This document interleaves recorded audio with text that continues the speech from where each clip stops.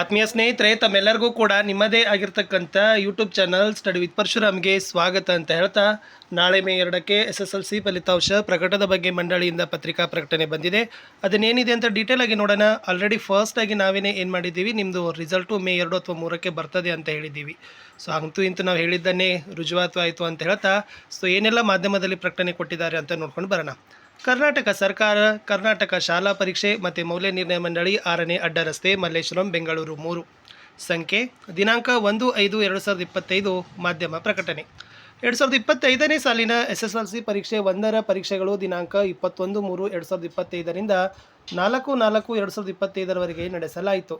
ಎಲ್ಲ ವಿಷಯಗಳ ಉತ್ತರ ಪತ್ರಿಕೆಗಳ ಮೌಲ್ಯಮಾಪನ ಕಾರ್ಯ ಮುಕ್ತಾಯವಾಗಿದ್ದು, SSLC ಪರೀಕ್ಷೆ 1ರ ಫಲಿತಾಂಶ ಪ್ರಕಟಿಸುವ ಸಂಬಂಧ ದಿನಾಂಕ 2/5/2025ರಂದು ಬೆಳಗ್ಗೆ 11:30 ಕರ್ನಾಟಕ ಶಾಲಾ ಪರೀಕ್ಷೆ ಮತ್ತು ಮೌಲ್ಯ ನಿರ್ಣಯ ಮಂಡಳಿಯಲ್ಲಿ ಮಾನ್ಯ ಸಚಿವರು, ಶಾಲಾ ಶಿಕ್ಷಣ ಮತ್ತು ಸಾಕ್ಷರತಾ ಇಲಾಖೆ ಇವರ ಅಧ್ಯಕ್ಷತೆಯಲ್ಲಿ ಸುದ್ದಿಗೋಷ್ಠಿಯನ್ನು ಕರೆಯಲಾಗಿದೆ.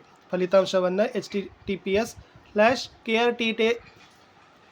ಕರ್ನಾಟಕ ರಿಸಲ್ಟ್ಸ್.nic.in ಜಾಲತಾಣದಲ್ಲಿ 2/5/2025 ಮಧ್ಯಾಹ್ನ 12:30 ನಂತರ ವೀಕ್ಷಿಸಬಹುದಾಗಿದೆ ಅಂತ ಅಧ್ಯಕ್ಷರು ಏನು ಮಾಡಿದ್ದಾರೆ, ಪತ್ರಿಕಾ ಪ್ರಕಟಣೆಯನ್ನು ಹೊರಡಿಸಿದ್ದಾರೆ. ಅಂತೂ ಇಂತೂ ನಾಳೆ ಬರ್ತದೆ.